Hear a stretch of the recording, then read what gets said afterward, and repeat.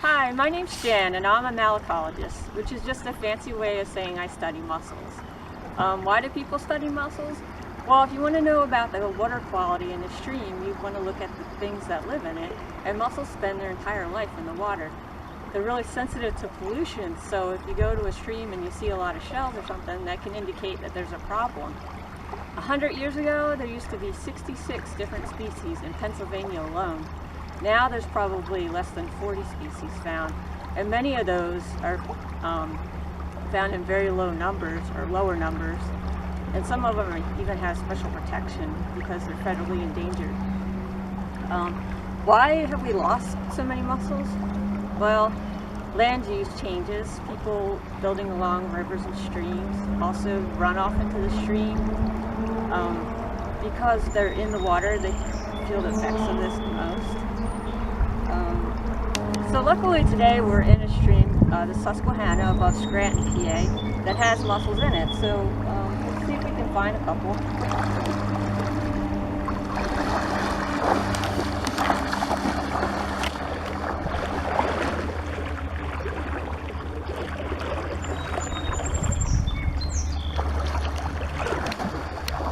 So here are two mussels here. This is a yellow lamp shell and this is an elk toe.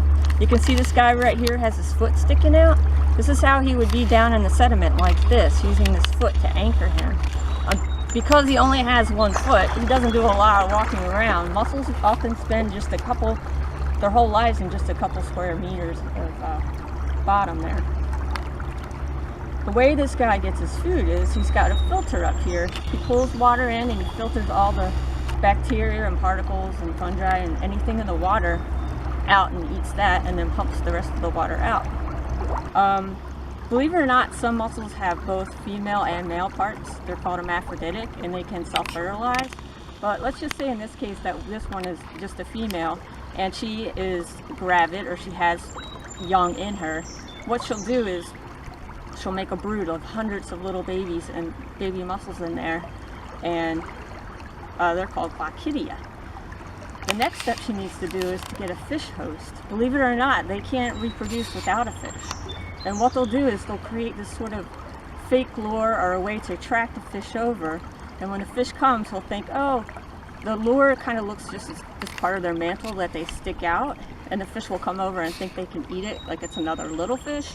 And when he does that, those little baby mussels have just a second to get attached to the gills on the fish. And then they'll live on those fish gills for a couple of months, at which point, sort of like parasites, they live on there, and then at that point they'll drop off, they'll burrow down into the sediment for usually a couple of years. At which point, when they get bigger, they come up, and I'm talking bigger, like in a couple of years they'll only grow to be this big. So these guys, believe it or not, can be anywhere from 20 to 50 years old. Some mussels even live to be 75, 100 years old.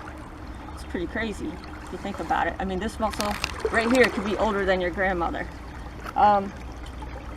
Something else to think about. I was saying what causes the loss of mussels. Well, we definitely have built along streams, and there's been pollution in rivers and things like that.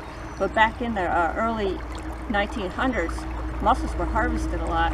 You can't do that now. You can't go out and collect mussels without a permit. But back then, they used to use them to make buttons. They would harvest tons of these out of the stream and punch holes in them to make buttons. So this was a time before you had zippers and velcros, and the only way to hold your pants up was to have a button, and they made them out of mussel shells.